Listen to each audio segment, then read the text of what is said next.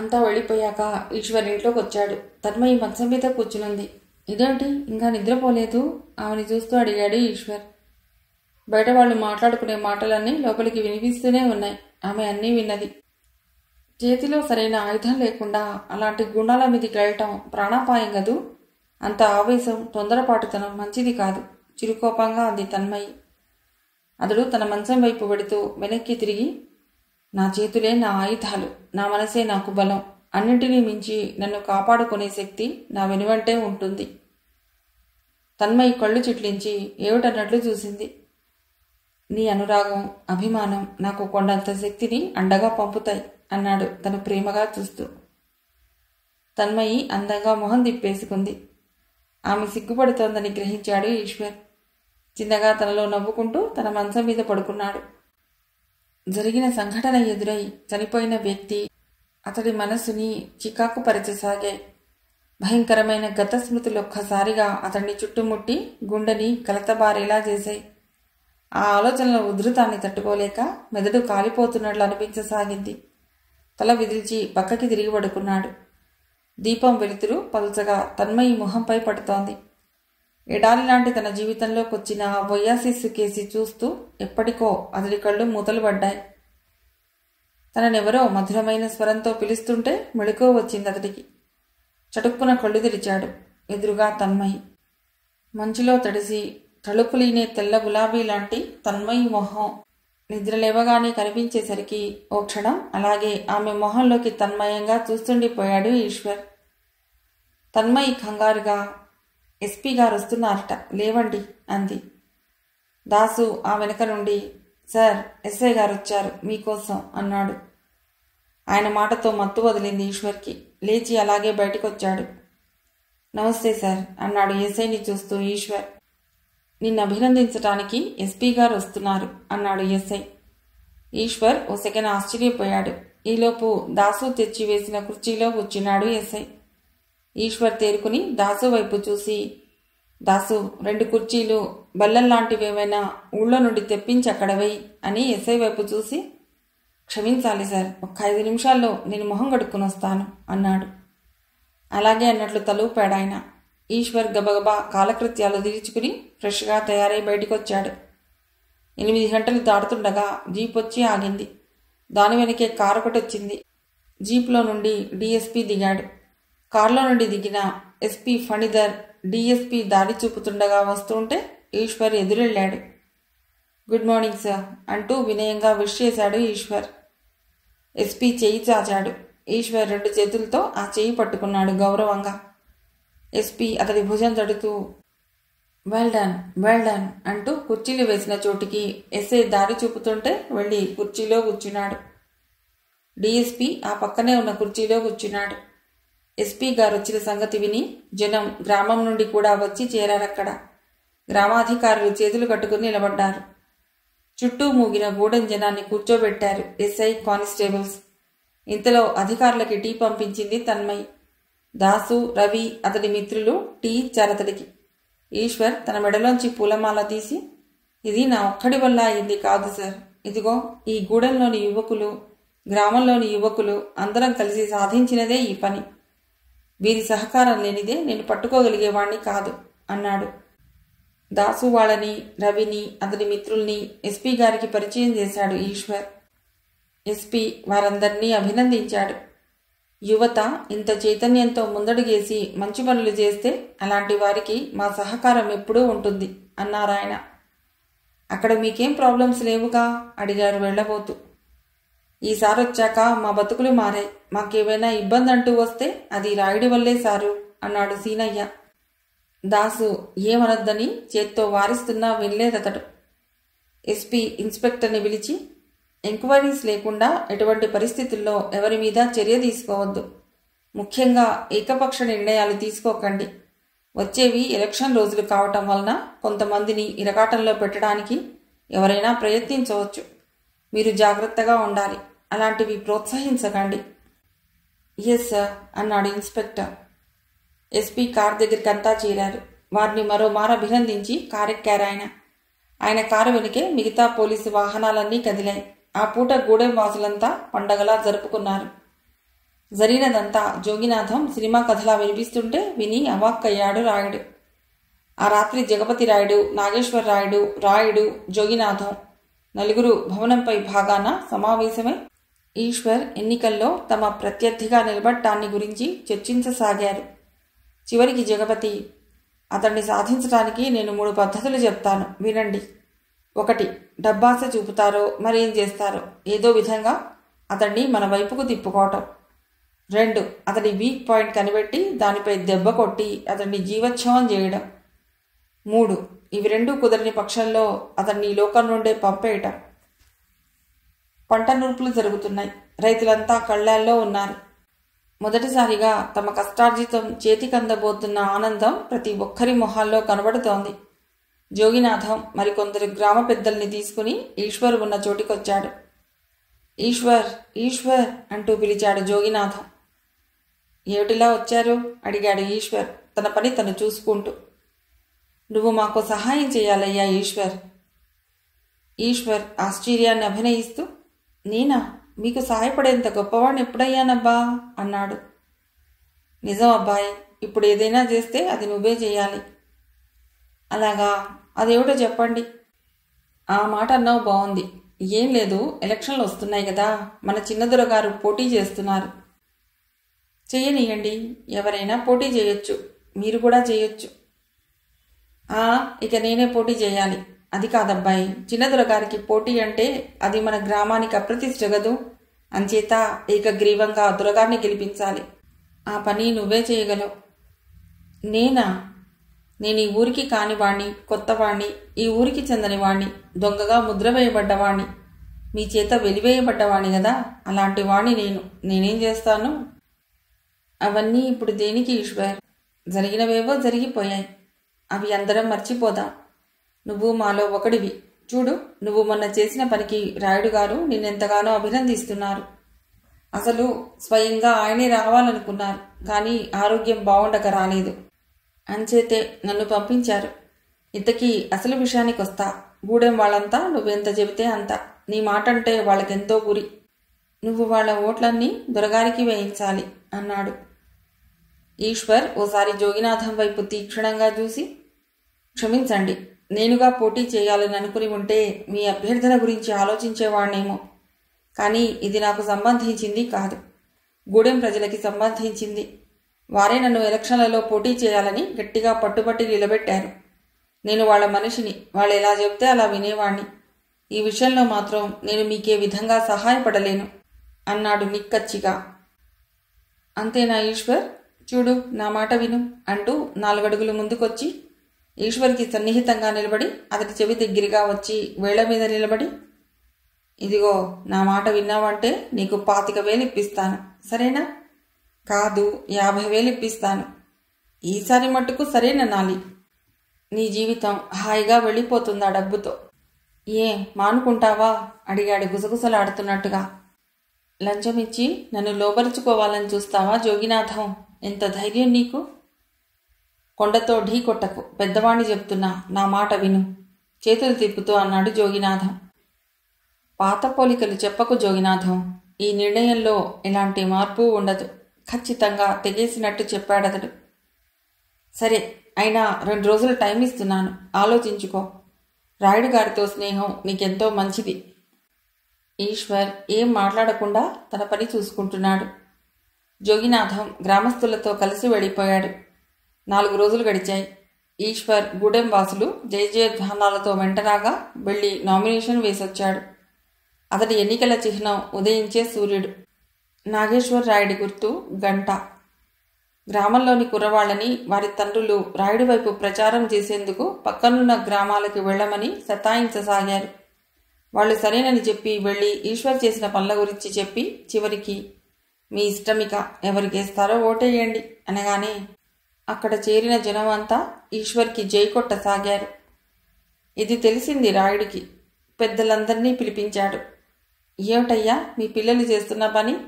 నా ఖర్చుల మీద పెడుతూ వాడి వైపు ప్రచారం చేస్తారటయ్యా, ఇదేమైనా బాగుందా? మీరు వాళ్ళకి బుద్ధి చెప్పుకుంటారా, నేను చెప్పాలా? గద్దించినట్లు అడిగాడు రాయుడు. వద్దులేండి బాబు, ఏదో చిన్నతన, మేం చెప్పుకుంటాంగా అన్నారు వాళ్ళు భయంగా చూస్తూ రాయుడు కేసి.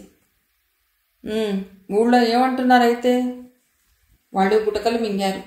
చివరికిక తనకి తప్పదన్నట్లు సర్పంచ్ లేచి, అయ్యా, ఇంకా ఏమీ అనుకోవటం లేదు.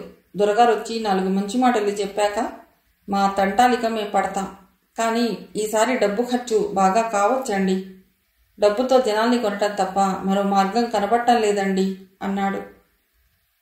తీసుకెళ్ళవయ్యా, ఎంత డబ్బు కావాలో తీసుకో, పని జరిపించు. చిన్న దొరగారు గెలవాలి, ఇది మా ప్రెస్టేజీ పాయింట్. తాగేవాళ్ళని తాగించు, తినేవాళ్ళకి తినబెట్టు. ఎవడేది కావాలంటే కాదనకుండా ఇవ్వండి.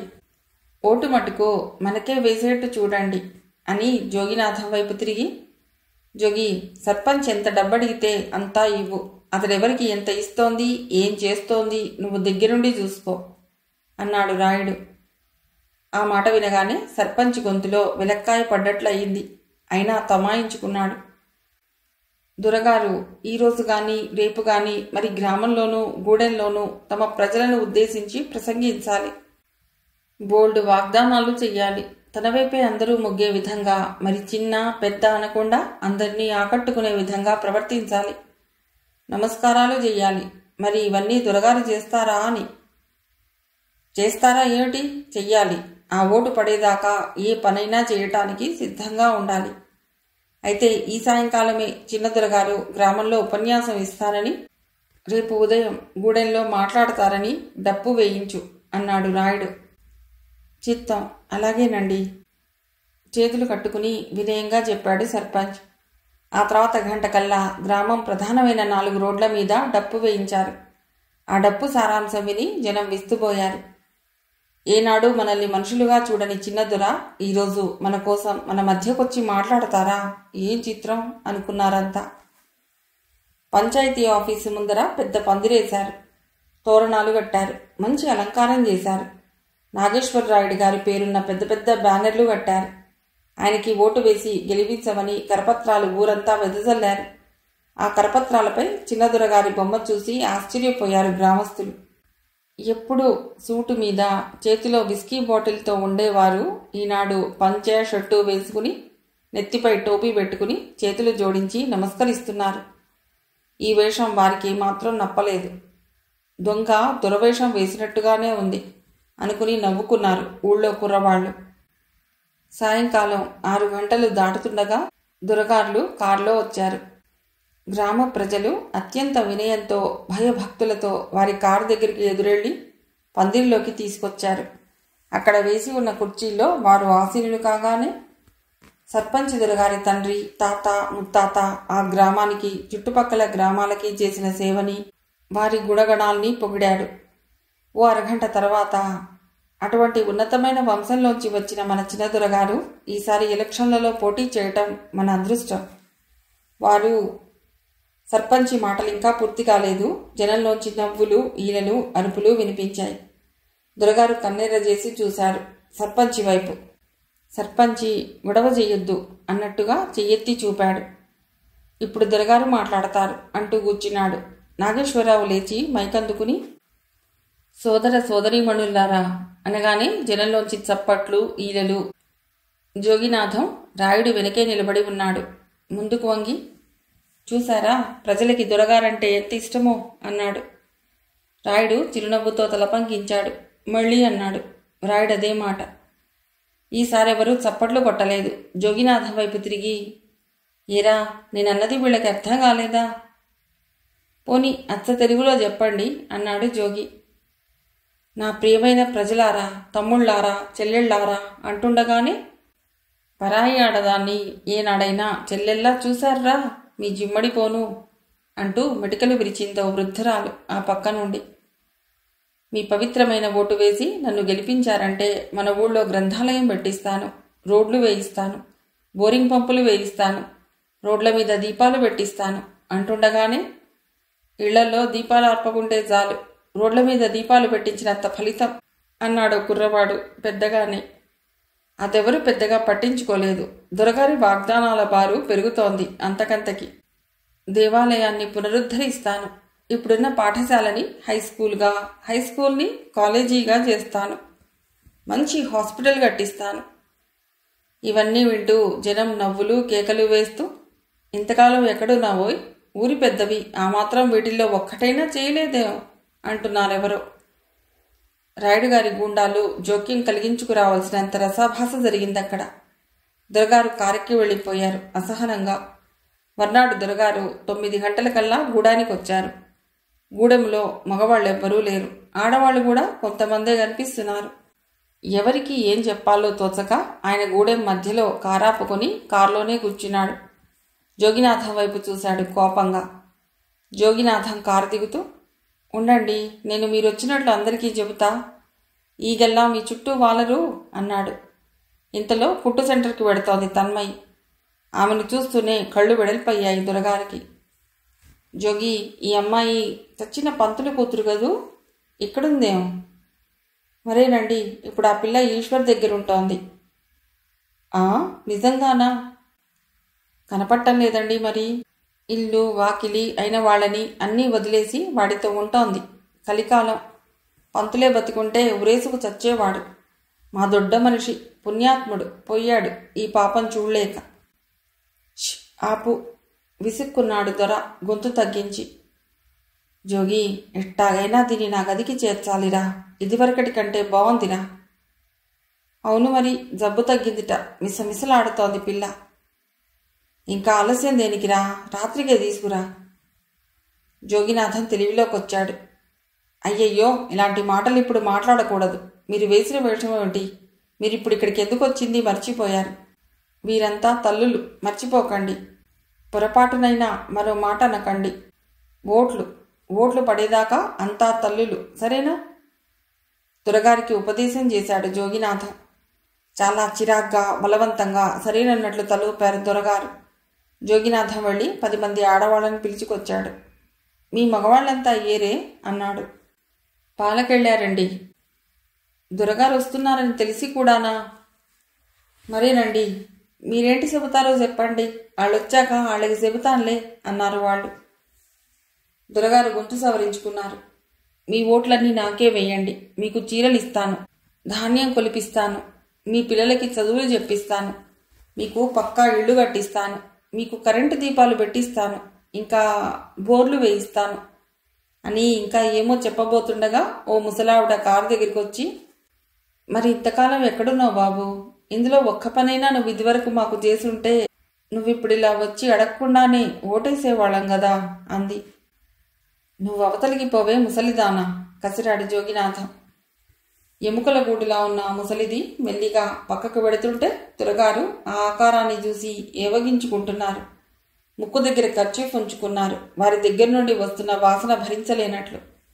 ఇంతలో దొరగారి వీపు మీద ఓ పిడకొచ్చి పడింది. దొరగారు తుళ్ళిపడి వెనక్కి చూసి, నాన్సెన్స్, ఎవరి వెధవ పని చేసింది కోపంగా అడిగారు. అంతే, టపటపమంటూ ఎక్కడి నుండో వారిపై పిడకల వర్షం పడింది. దాంతో వారెంతో అలిగి కార్ డ్రైవ్ చేసుకుంటూ రివ్వున వెళ్ళిపోయారు, జోగినాథాన్ని అక్కడే వదిలేసి. పాపం జోగినాథం చిక్కుకుపోయాడు. ఆడవాళ్లంతా అతడి చుట్టూ మూగారు. ఓటడగడానికి వచ్చావా? ఏ మొహం పెట్టుకుని వచ్చావు? సిగ్గులేదు? ఎంతమంది ఆడవాళ్ళని తార్చావు నక్క వెధవా. ఆ దుర్మార్గుడు ఎందరి మానాలు నాశనం చేశాడు. ఇలాంటి వాడికిట్రా మేము ఓటేసేది? చచ్చినా వెయ్యం. మా కష్టసుఖాలు చూసేవాడే మా నాయకుడు. మేము ఈశ్వర్కే ఓటేస్తాం. మరోసారి గూడెంలోకి వచ్చారా కాళ్ళు సొరక్కాయలు తరిగినట్టు తరుగుతాం అన్నారు కత్తిపీటలు చేతుల్లో ఉన్న ఆడపిల్లలు. మరికొందరు చీపురు కట్టలతో జోగినాథాన్ని ఎడాపెడా కొట్టారు. తల్లి, మీకు మీ పెద్దలకు దండాలు. నన్ను వదిలేయండి. కాకిలాంటి వాణ్ణి, ఎంగిలి మెతుకులతో బతికేవాణ్ణి. నన్ను కొడితే ఏం ప్రయోజనం? చి ఊరకుక్కలారా, పో. మళ్ళీ మా గూడెం వైపు కన్నెత్తి చూశారో మా మగవాళ్ల దాకా అక్కర్లేదు. మేమే మిమ్మల్ని ఇక్కడ గొయ్యి తీసి పాతేస్తాం. జాగ్రత్త హూంకరించారు వాళ్ళు. జోగినాథం దండాలు పెట్టి లెంపలు వాయించుకుని గుంజీలు తీసి మరీ ప్రాణాలు దక్కించుకుని బయటపడ్డాడు. జరిగిన అవమానానికి నిప్పుల్లో మగ్గుతున్న వంకాయలా కుమిలిపోతున్నాడు చిన్నదొర. ప్రతీకారం ప్రతీకారం అంటున్నాడు మాటి మాటికి. రాయుడు చిరాగ్గా చూసి, కాసేపు అవి మర్చిపోవాలి. ఇప్పుడు నీకు కావలసింది ప్రతీకారం కాదు, ఓట్లు. ఇంతలో జోగినాథం మెట్లెక్కి పైకొస్తూ, మహాప్రభో, ఈ వార్త విన్నారా అన్నాడు. ఏమిటది? అఘోరించు. గ్రామస్తులు, గూడెంవాళ్లు అంతా కలిసి సుబ్బన్న శిలా విగ్రహం పంచాయతీ ఆఫీస్ దగ్గర పెడతారట. సుబ్బన్న? వాడెవడు? చిరాగ్గా చూశాడు భూపతి. అప్పట్లో పెద్ద దొరగారిని ఎదిరించిన నారయ్య తమ్ముడండి. ఆ గూడెం వాళ్ళందరినీ వెంటేసుకుని ఇదిగో ఈ ఈశ్వర్లాగే ఏం మిడిసిపడ్డాడని మనతోనా పంతాలు? గుట్టు చప్పుడు కాకుండా చెట్టుకు వేలాడదీయించాడు దొర అన్నాడు జోగినాథం. నోర్మయ్, గట్టిగా వాక్కు కసిరాడు రాయుడు. నాగేశ్వరరాయుడు తండ్రి పక్కకొచ్చి, వీడికి కూడా సుబ్బన్న గతి పట్టించరాదు అన్నాడు కసిగా. పంట డబ్బు చేతుల్లోకొచ్చింది అందరికీ. కొంత ధాన్యం తినడానికి ఉంచుకుని మిగతాది అమ్ముకున్నారు. వారికి జ్ఞాపకం తెలిసాక ఈ మాత్రంగా డబ్బు ధాన్యం చూడటం ఇదే మొదటిసారి. ఈశ్వర్ పేరు చెప్పుకుంటూ గూడెం వాసులంతా పండగ చేసుకున్నారు ఆ రోజు. సుబ్బన్న శిలా విగ్రహానికి అంతా ఇష్టపూర్వకంగా తోచినంత తెచ్చి దాసు చేతికిచ్చారు. ఆ డబ్బుకి మరికొంత తను వేసుకుని సుబ్బన్న విగ్రహాన్ని చేయించడానికి ఆర్డర్ ఇచ్చాడు ఈశ్వర్. ఇది విన్నారా సార్? మనం సుబ్బన్న విగ్రహం పెడుతున్నామని రాయుడు మనకి పోటీగా గాంధీ విగ్రహం పెడతాట అక్కడ అన్నాడు కొమరయ్య కోపంగా. గాంధీజీ విగ్రహం పెట్టద్దని మనం ఎందుకంటాం? పెట్టుకోమను. మనమే వేరే చోట సుబ్బన్న విగ్రహం పెట్టుకుందాం. ఆ మాటకొస్తే అసలు మన గూడెల్లోనే పెట్టిద్దాం అన్నాడు ఈశ్వర్. ఈశ్వర్ సమస్యనంత తేలిగ్గా కొట్టేయడం కొమరయ్యకి నచ్చలేదు. రాయుడితో కొట్లాడైనా సరే సుబ్బన్న బొమ్మ పంచాయతీ దగ్గర పెట్టించాలని అతడి కోరిక.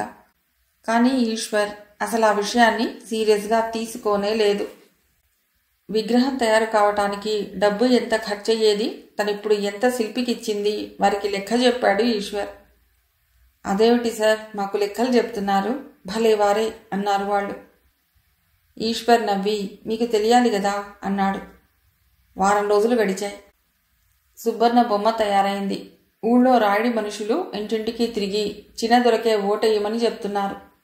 ఎవరైనా రాయుడిని నిందించినట్లు మాట్లాడితే వాళ్లను అక్కడే చితకబాతున్నారు. గూడెంలో గ్రామంలో అంతా కోలాహలంగా ఉంది. పంచాయతీ ఆఫీస్ దగ్గర రంగు కాగితాల తోరణాలు కట్టారు. గుంజలకు కొబ్బరి మట్టలు కట్టారు.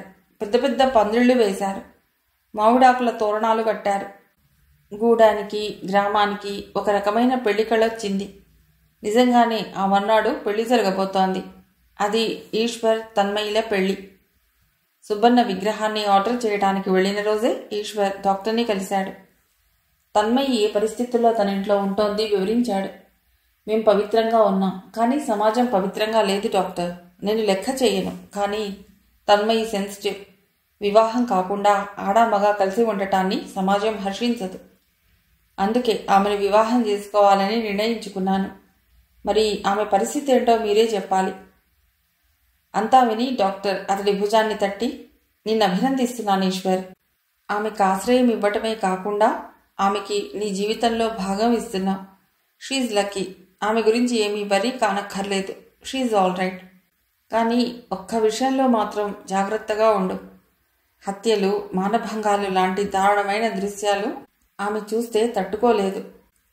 ఈశ్వర్ నవ్వి, అసలు ఆమెకు అలాంటి దృశ్యాలు కనపడే అవకాశమే లేదు అన్నాడు పైకి. మనసులో మటుకు ఆమెను నా గుండెల్లో దాచుకుని సుమధురమైన లోకాన్ని చూసేట్టు చేస్తాను డాక్టర్ అనుకున్నాడు మనస్సులో. ఆ తర్వాత అతడి విషయం దాసుతో చెప్పాడు.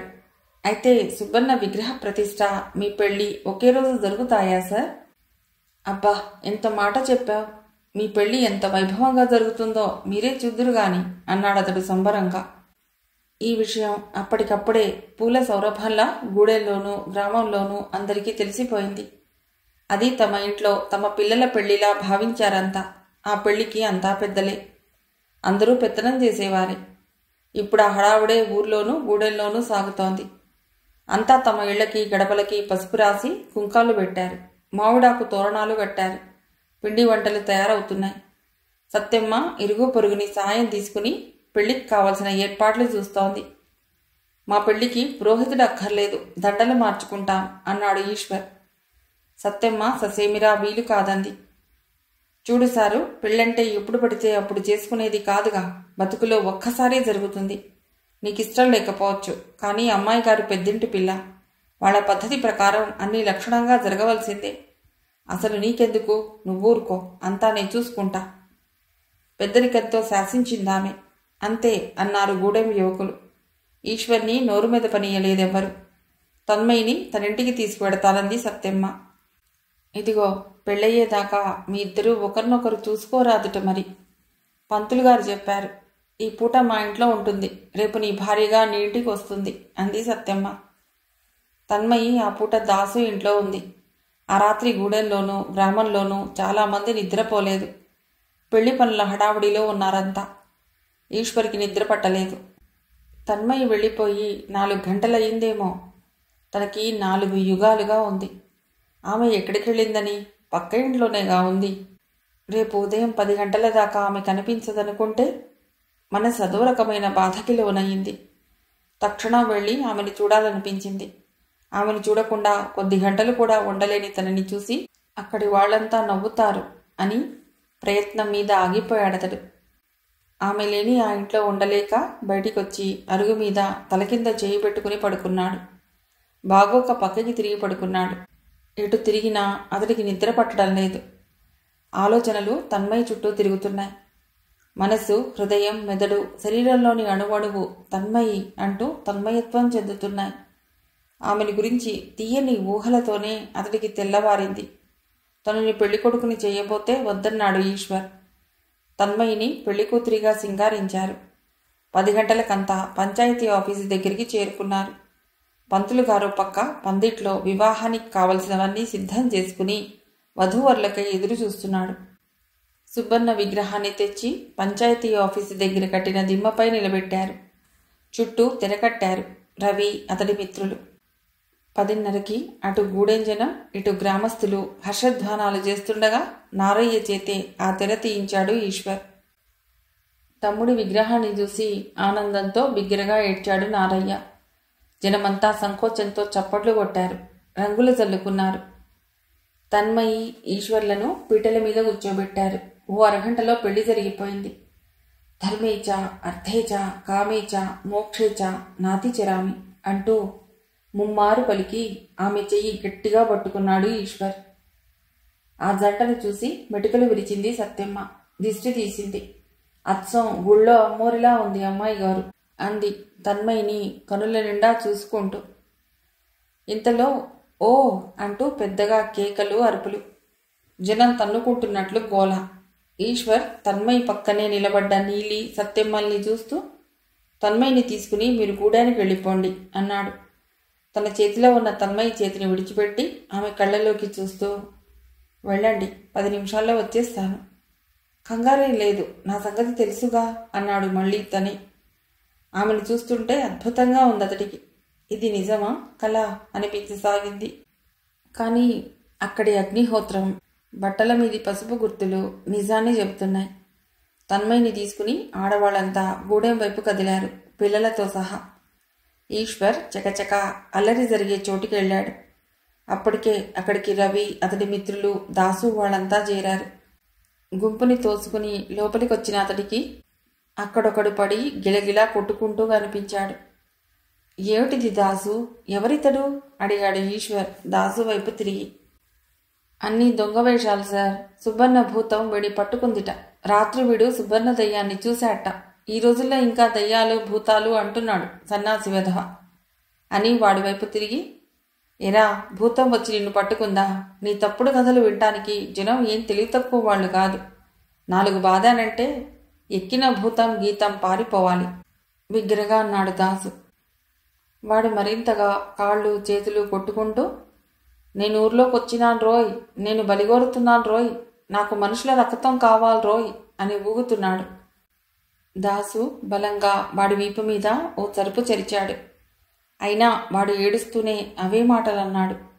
ఇంతలో వస్తాదుల్లా ఉన్న ఓ 10 మంది వ్యక్తులు కర్రలు పుచ్చుకుని వచ్చారక్కడికి. వాడిలో ఒకడు దాసు వైపు చూస్తూ, ఇక్కడ మేం గాంధీ విగ్రహం పెట్టాలంటే మీరా చచ్చినోడి విగ్రహం పెడతారా? పైగా వాడు దయ్యమై జనాన్ని పీక్కు తింటానని ఓ పక్క చెబుతూ ఉంటే ఊరుకుంటారేమిటి? తీసేయండి ఆ విగ్రహాన్ని ఇక్కడి నుండి గద్దిస్తున్నట్టుగా అన్నాడతడు. నారయ్య దాసుని నెట్టి ముందుకొచ్చి కింద పడి గోల చేస్తున్న వ్యక్తిని వేలు పెట్టి చూపుతూ, ఈ తాగుబోతు వ్యధ మాటలు నమ్మి మేం విగ్రహాన్ని తీయం. మీరు గాంధీగారి బొమ్మ పెడతారని మాకేం చెప్పలేదు. చెప్పుంటే మేం ఈ బొమ్మ గూడెంలోనే పెట్టేవాళ్ళం. ఇప్పుడు పెట్టిన విగ్రహం తీయం అన్నాడు గట్టిగా. అవతలి వ్యక్తి కోపంగా చూస్తూ, ఇదిగో మర్యాదగా చెప్తున్నా, ఈ విగ్రహం ఊరికే అరిష్టం. దీనివల్ల ఊళ్ళో రక్తపాతం జరుగుతుందని సోది కూడా చెప్పింది. మీరు తీసుకువెళ్ళిపోతారా, మేం లాగి పారేయమా అన్నాడు దూకుడుగా ఓ అడుగు ముందుకు వేస్తూ. వెయ్యి, దానిమీద చెయ్యి వెయ్యి చూస్తా. నీ చెయ్యి నరికేయకపోతే నా పేరు సీనయ్య కాదు అన్నాడు ఆవేశంగా ముందుకొస్తూ సీనయ్య. అతన్ని చూసి మిగతా వాళ్ళంతా ఆవేశంగా ముందుకెళ్లారు. ఇదంతా ఓ నాటకంలా ఉందని గ్రహించాడు ఈశ్వర్. అందుకే దాసుని అవతలికి లాగి, దాసు, ఇదంతా వాళ్ళు కూడవలుక్కుని ఆడుతున్న నాటకం. మనం కొంచెం తగ్గుదాం, నష్టం లేదు. ఆగండి, తొందరపడకండి, నా మాట వినండి అని అంటూనే ఉన్నాడు. విగ్రహాన్ని తీయబోతున్న గూండాల్ని నారయ్య, సీనయ్య, కొందరు వారి బంధువులు అటకాయించారు. గూండాలు వాళ్ళని చితకబాదారు. ఈశ్వర్ అరుస్తున్నా ఎవ్వరూ వినిపించుకోలేదు. దెబ్బలు మోపుగా తగలటంతో నారయ్య, సీనయ్య అక్కడికక్కడే కుప్పల్లా కూలిపోయారు. అంతే. ఆ తర్వాత అక్కడ కర్రలు, కత్తులు సమానంగా విజృంభించాయి. ఈశ్వర్ ఆ గుంపుని ఛేదించుకుని గుండాల వైపు వెళ్ళి వారిని ఎదుర్కొన్నాడు. ఆగండి, ఆగండి, నా మాట వినండి అంటున్నా ఎవరూ వినిపించుకునే స్థితిలో లేరు. అప్పటికే చాలామంది గాయపడ్డారు. అక్కడికి రాయుడు, జోగినాథం వచ్చారింతలో. తమాషాగా, వినోదంగా అనిపిస్తోంది వారిద్దరికీ. గూండాలు గ్రామస్తుల్ని కొట్టడం వారికి చాలా ఆహ్లాదంగా కనిపిస్తోంది. ఇద్దరిలో రాయుడే ముందుగా తేరుకుని, ఒరేయ్, ఎవర్రా మీరు? నా ప్రజల మీద కర్రెత్తుతారు? ఎన్ని గుండెలు మీకు? కర్రలు దించండి, ఆపండి, ఆపండి అని అరుస్తూ ముందుకొచ్చాడు. ఎవరు కొట్టారో ఆ గలాటాలో తెలియదు. రాయుడి నెత్తిపై బలంగా పడిందో దెబ్బ. ఆ దెబ్బతో అతడు కుప్పకూలుతూ వెర్రి కేక వేశాడు. జోగినాథం పెడబొబ్బలు పెడుతూ, అయ్యో అయ్యో, ఇదెక్కడి ఘోరం! రాయుడు గారు, రాయుడు గారు! ఇంకెక్కడి రాయుడు? మనల్ని అన్యాయం చేశాడు దేవుడోయ్ అని అరుస్తూ ఎడవసాగాడు. అదే సమయంలో ఓ విచిత్రం జరిగిందక్కడ. ఈ తగాదా, కొట్లాట ముందుగానే ఊహించినట్లుగా పోలీసులు రంగప్రవేశం చేశారు. ఒక్కసారి హెచ్చరికగా గాల్లోకి కాల్పులు జరిపారు. గాల్లోకి కాల్పులు జరిపినప్పుడే ఈశ్వర్ గాలి కంటే వేగంగా కాల్పులు నివారించడానికై ఎస్ఐ వైపు పరిగెత్తాడు. కానీ అప్పటికే ఆలస్యమైపోయింది. ఎస్ఐ దగ్గరికి ఈశ్వర్ ఇంకా చేరుకునే లేదు. ఈ లోపలే ఓ సగం రౌండ్ జనం మీదికి కాల్పులు జరిగాయి. అప్పటికే అక్కడ అనేక మంది గూండాల చేతిలో దెబ్బలు తిని పడిపోయారు. కాల్పుల్లో మరికొందరు నేలవాలారు. వారు స్పృహ తప్పారో, గాయపడ్డారో, చనిపోయారో కనుక్కునేందుకు కూడా వారి దగ్గరికి ఎవ్వరూ పోలేదు. భయంతో చాలామంది పారిపోయారు. ఆ బీభత్సం చూసిన ఈశ్వర్ కాలరుద్రుడిలా మారిపోయాడు. ఆ పడిపోయిన వాళ్ళు, తన ఆత్మీయులు, తన వారికి కలిగిన కష్టం చూశాక అతడు ఓర్పుని కోల్పోయాడు. తనేమిటో మర్చిపోయాడు. అటు తిరిగి రాయుడిని పరామర్శిస్తున్న ఎస్ఐని ఇటు తిప్పి కాలర్ పట్టుకుని చాచి మొహం పగిలేలా కొట్టాడు. ఆ దెబ్బకు తూలిపడ్డాడతడు. ముక్కుల్లోంచి, నోట్లోంచి రక్తం కారింది ఎస్ఐకి. పడి లేవబోతున్న అతన్ని లేవదీసి డొక్కల్లో తన్నాడు. ఫుట్బాల్లా ఎగిరిపడ్డాడు ఎస్ఐ. ఈశ్వర్ అడగదలుచుకున్న ప్రశ్నల్లా, వాడి రూపాల్లా ఆ దెబ్బలు తగులుతున్న ఎస్ఐకి. ఎస్ఐ కళ్ల ముందు వలయాలు తిరిగి చీకట్లు కమ్మినట్లయింది. అతడు తేరుకోవటానికి 2 నిమిషాలు పట్టింది. ఏం జరిగిందో అర్థం కాని అయోమయ అవస్థలో పడిపోయాడు క్షణం. ఈలోపు పోలీసులు తుపాకులతో ఈశ్వర్ని చుట్టుముట్టారు.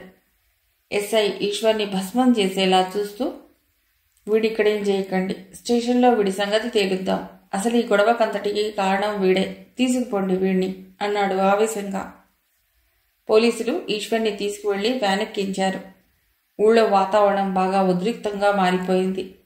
రాయుణ్ణి కారులో ఇంటికి తీసుకెళ్లారు. డాక్టర్లను పిలిపించారు. ఆయనకి వైద్యం జరుగుతోంది. అంబులెన్స్లు వచ్చాయి. అవసరం లేదన్నారు చిన్నదొరగారులు. మా నాన్నని గాయపరిచిన వాణ్ణి మేం వదిలిపెట్టాం. మీకు చేత కాకపోతే మాకు వదిలేయండి, వాడిని చిత్రవధ చేస్తాం అంటున్నాడు జగపతి రాయుడు ఫోన్లో ఎవరితోనో. నలుగురు డాక్టర్లు 7 నర్సులు హడావుడిగా తిరుగుతున్నారు రాయుడి గదిలో. తలకు తగిలిన దెబ్బకి కుట్లు వేయబోతున్నారు. అక్కడిలా ఉంటే గూడెంలో ఉదయం దాకా గూడెం పెళ్లివారిల్లు సన్నాయి వాయిద్యాలతో కళకళలాడింది. ఇప్పుడది సామూహిక రోదనలతో శ్మశాన వాటికలా ఉంది. సూర్యుడు లేని ఆకాశంలా ఉంది. ఏం జరిగింది ఎవ్వరూ వంట పట్టించుకోలేకపోతున్నారు. ఆ ధైర్యం లేదెవ్వరికి. పోలీసులు వెళ్ళిపోయాక ఊరి జనం, గూడెం వాసులు అంతా పడిపోయిన వారి దగ్గరికొచ్చారు.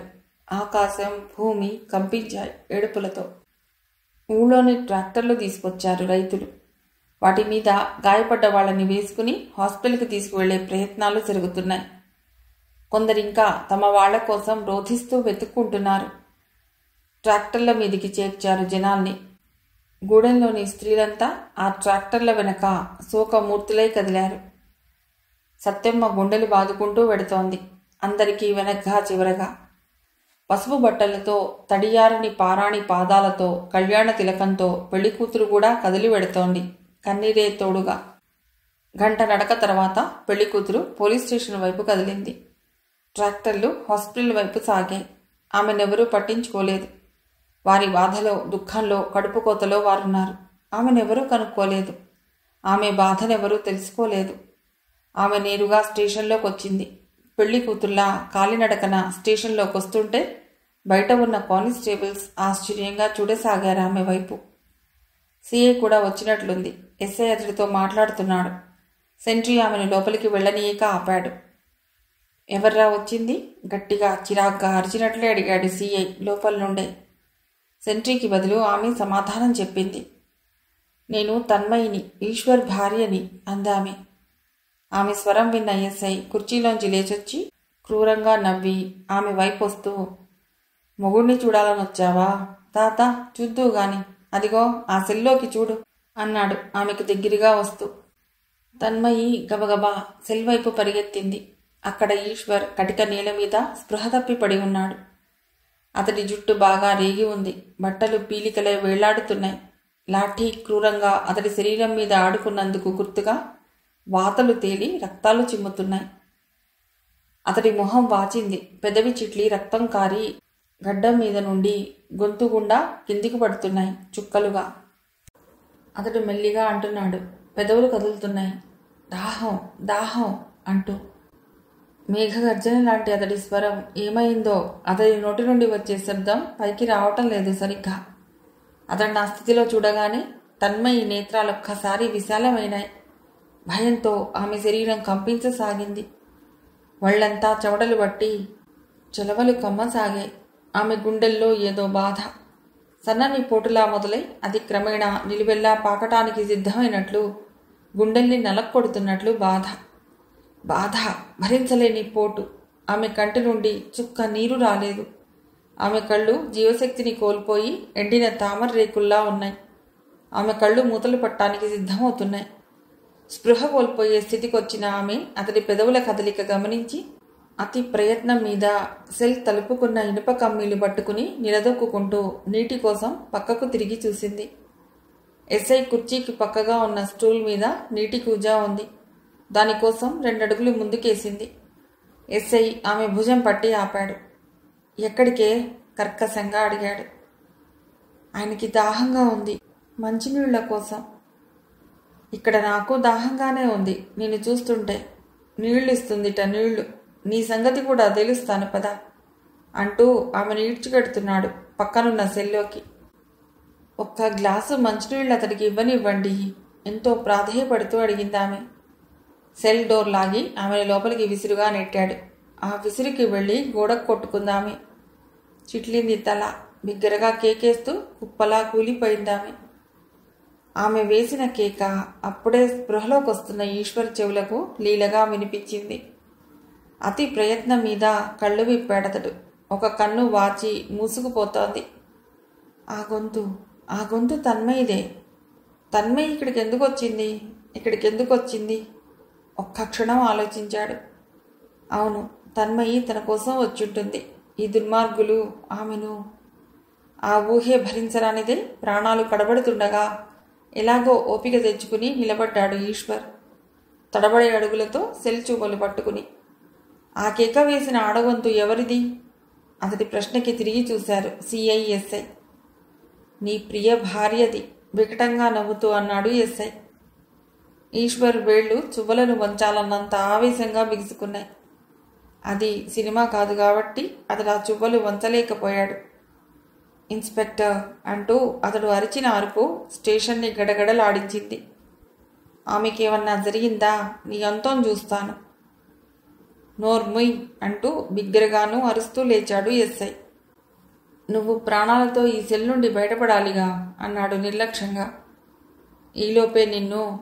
అతను ఏదో అనబోతుండగా వాకిట్లో జీపు ఏదో వచ్చి ఆగిన చప్పుడైంది. తన ఆవేశాన్ని అదుపులో ఉంచుకుంటూ వెనక్కి వెళ్లి తన కుర్చీలో కూర్చున్నాడు ఎస్ఐ. సఫారీ సూట్లో బూట్లు టకటకా చప్పుళ్లు చేసుకుంటూ లోపలికి వచ్చిన ఆజానుబాహుణ్ణి చూడగానే ఎస్ఐ సిఐ ఇద్దరూ లేచి అటెన్షన్లో నిలబడి శాల్యూట్ చేశారు. గుడ్ ఈవినింగ్ ఇన్స్పెక్టర్ ముఖీద్ అన్నాడు సిఐ అతన్ని చూస్తూనే ఈశ్వర్ ఆశ్చర్యపోయాడు. అప్రయత్నంగా ఆజాద్ అన్న పిలుపు అతడి నోటి వెంట వచ్చింది. పాన్ షాప్ ఆజాద్? ఇన్స్పెక్టరా? అతడి మెదడులో అనేక దృశ్యాలు కదిలిపోతున్నాయి. ఈశ్వర్ ఎక్కడున్నాడు? వారికి తిరిగి విష్ చేయకుండా తీవ్రంగా చూస్తూ అడిగాడు ముఖీద్. సెల్ వైపు చూశారు వాళ్ళు. గబగబాటు వెళ్ళాడు ముఖీద్. ఈశ్వర్ అవతారం చూసి ఆశ్చర్యపోయాడు. ఈశ్వర్ అన్నాడు చువ్వలు పట్టుకున్న అతడి చేతులపై చేతులు ఉంచి. వెంటనే గిరుక్కున తిరిగి ఎవరితన్నిలా కొట్టింది కోపంగా చూస్తూ అడిగాడు. ఇంట్రోగేషన్లో తప్పనిసరైంది సార్ అన్నాడు ఎస్ఐ. ఇంట్రోగేషన్ అంటే కొట్టడమేనా? నేను నిన్నిప్పుడు ఇంట్రోగేట్ చేయటానికే వచ్చాను. నిన్ను ఇలాగే కొట్టనా? అసలు అతన్ని ఎందుకు అరెస్ట్ చేశారు? చిరాగ్గా చూస్తూ అడిగాడు ముఖీద్. ఊళ్ళో జరిగిన గొడవలన్నింటికీ ఇతడే కారణమని నా ఎంక్వైరీలో తేలింది. అదీగాక రాయుడిపై అత్యాచారం కూడా చేశాడు అన్నాడు ఎస్ఐ కోపంగా చూస్తూ ఈశ్వర్ కేసి. నో, ఇతను ఎలాంటి వాడో నాకు తెలుసు. నువ్వు నాకు చెప్పనక్కర్లేదు. మీరంతా కలిసి అని ముఖీద్ ఇంకా ఏదో అనబోతుండగా ఈశ్వర్ ఆజాద్ అని. సారీ సార్, తన్మయ్ ఈ పక్క సెల్లో ఉంది. ఆమె ఏ పరిస్థితుల్లో ఉందో చూడండి అన్నాడు ఈశ్వర్. తన్మయ్య ఇక్కడ? మరింత ఆశ్చర్యపడి గబగబా పక్క సెల్కి వెళ్ళి ఓపెన్ చేయించుకుని లోపలికి వచ్చాడు. తన్మయి కుప్పలా పడుందక్కడ. వంగి ఆమె తల పక్కకు తిప్పాడు. రక్తం మడుగులా ఉందక్కడ. మై గాడ్, అసలు బతుకుతుందా? శ్వాస ఆడుతోందని గ్రహించి ఆమెను చేతుల మీద వేసుకుని బయటకొచ్చాడు. ఈశ్వర్, తన్మయి చాలా ప్రమాద స్థితిలో ఉంది. ఈమెకు వెంటనే వైద్యం జరగాలి అంటూ ఈశ్వర్తో చెప్పి తిరిగి ఎస్ఐ వాళ్ళకేసి చూస్తూ, దీనికి మీరే బాధ్యులు. అతన్ని కూడా మీరు హాస్పిటల్కి తీసుకురండి. ఎఫ్ఐఆర్ ఫైల్ చేసి ఉంటారు గనక నేను అతన్ని తీసుకువెళ్ళకూడదు.